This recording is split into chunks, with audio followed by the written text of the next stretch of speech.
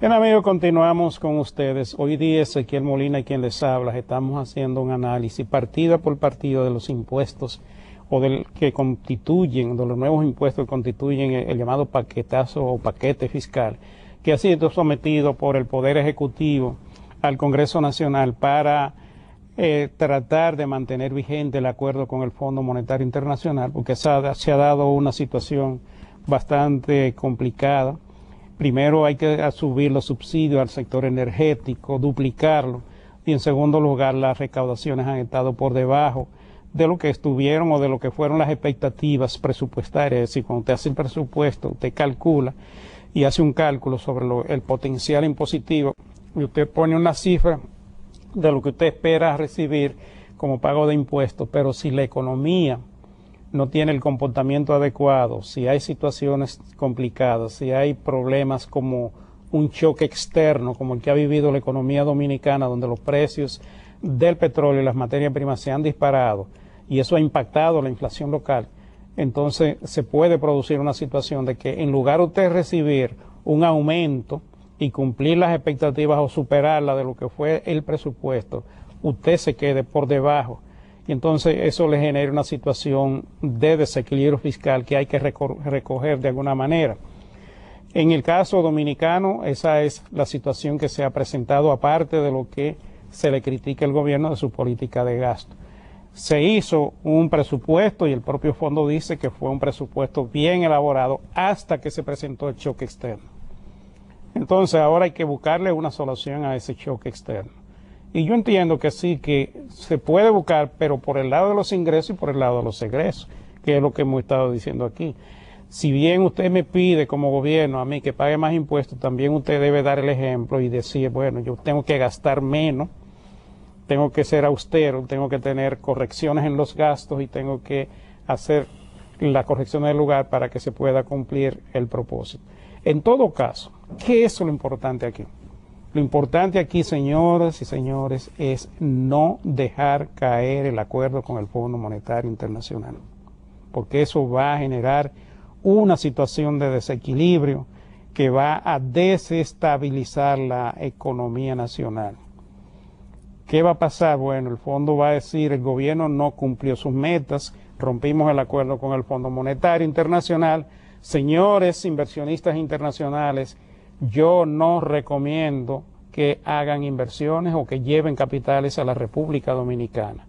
Y a los capitales que ya están aquí, lo que van a comenzar a hacer es, bueno, hay un problema de incertidumbre, estabilidad económica. Ya hay un problema de inestabilidad, ya hay expectativas negativas, entonces yo me voy a llevar mi dinero. Entonces surge lo que se llama una salida de capitales y un descarce del financiamiento de la economía. Se convierte en una bola de nieve. Y eso fue lo que ocurrió, señoras y señores, en el año 2003-2004.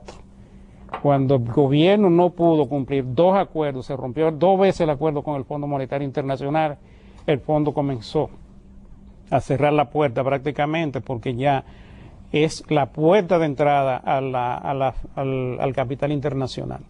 Y si usted no tiene capacidad para manejar un acuerdo con el Fondo Monetario Internacional, no tiene el coraje para tomar las decisiones que hay que tomar para que ese acuerdo se mantenga, entonces usted pierde confianza, pierde credibilidad, y lo que va a hacer es una situación de crisis que se va a... Y escúchame que te interrumpa, ese Fondo Monetario lo llamamos todo, ¿eh?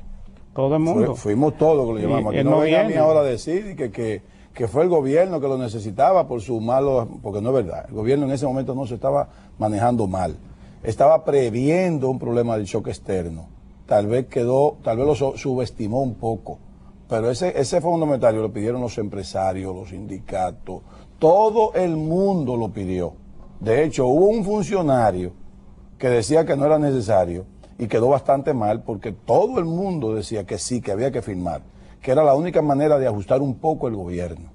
Acuérdate que en el 2009 nosotros nos pasamos aquí varios meses diciéndole al gobierno, firmen con el Fondo Monetario, firmen con el Fondo. Y había un funcionario que era el ministro de Hacienda que todo el tiempo decía que no. Incluso mandaba al fondo a que corrigiera las economías desarrolladas como Estados Unidos. Exactamente. Y entonces, ¿qué pasó?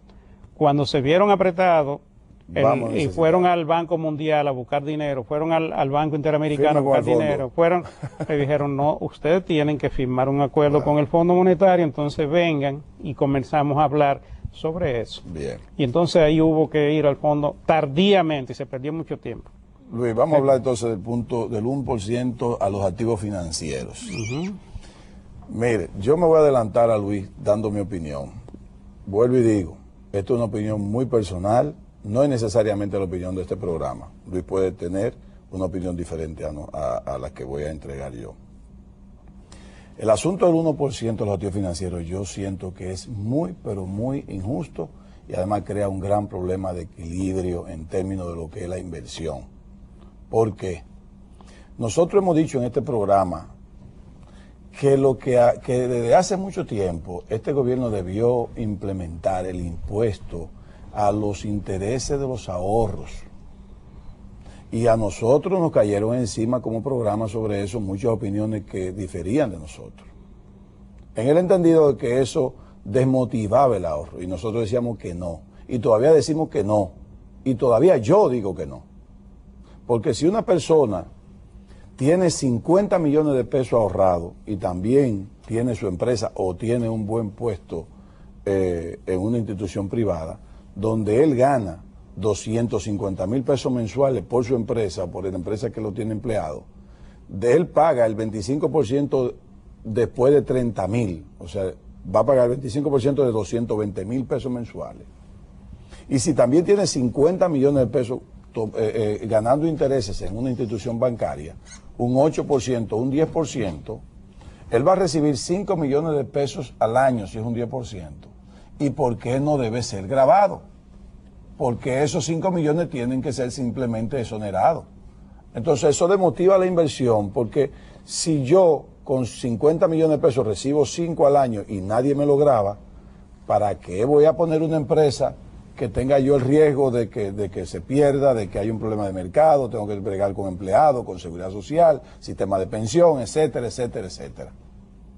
Entonces, ¿por qué una persona que sí gana 5 millones de pesos, 50 millones de pesos en una empresa, es grabado todo? Porque el que va a ganar los 50 millones de pesos tiene 50 millones de pesos ahorrados y se gana 5 al año mensual, al año de intereses, porque no lo van a grabar, porque esos son ingresos y eso está en todos los sistemas.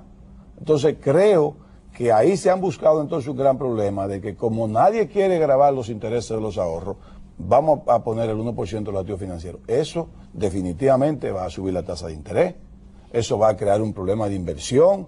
Aquellas personas que querían coger o que tenían en plan coger 5 o 10 millones de pesos prestados para poner cualquier empresa, van a pensarlo 2 veces. Esa empresita pequeña iba a tener 10 empleados, eso ayuda al crecimiento económico. Ahí sí se va a crear ahora el problema. Yo siento que en el Congreso deben cambiarlo. En vez del 1% de los activos financieros, deben ser el mismo 25% a la renta después de los 30,000 pesos. Si usted recibe 50,000 mensual y es lo único que usted recibe, que le graben el 25% de los 20 restantes, exonerándolo los 30, que le exoneren a todo el mundo. Pongámoslo de esta manera, Ezequiel. Si yo me gano 1,000,000 de pesos, eso es una ganancia. Si yo lo llevo a un banco, ese banco, eso es un ahorro. Yo lo llevo al banco, el banco me paga una tasa de interés. Ponle el 10%. Yo no hago ningún tipo de esfuerzo productivo. No. Me dan una ganancia neta y yo me puedo sentar en mi casa a recibir ese dinero tus 100,000 pesos y no hacer ningún esfuerzo productivo. El banco lo único que tiene que hacer es pagarme mis intereses. Pero si yo ese mismo dinero lo cojo y lo meto en una inversión, como en mi caso, yo tengo una oficina. En esa oficina yo tengo empleados, yo tengo energía, yo gasto energía, yo tengo que pagar la seguridad social. ¿Consume agua? Yo consumo agua, yo consumo todo. Y de lo que yo me gane, entonces yo le tengo que pagar al Estado. Después de todo ese esfuerzo, yo le tengo que pagar el 25%. ¿Cuál es la diferencia? No entiendo. Yo estoy siendo castigado por haber hecho, creado, generado empleo, creado actividad productiva, y aquel que está en su casa tranquilo, ganándose la tasa de interés, está exonerado, no tiene que pagar impuestos, se gana todo su dinero tranquilito y no hace ningún esfuerzo. Ahí está la verdadera distorsión. Entonces, yo creo que las cosas no deberían ser así. Porque simplemente hay gente aquí que viven simplemente de meter dinero en las cuentas, mucho dinero, y cobrar renta sin pagar los impuestos. Aquí hay empresarios que se ganan dinero y que lo están poniendo en una cuenta de ahorro. Se ganan el dinero del ahorro porque les sale más fácil que no pagan impuestos por eso y sí pagan impuestos por su empresa. Venimos en breve.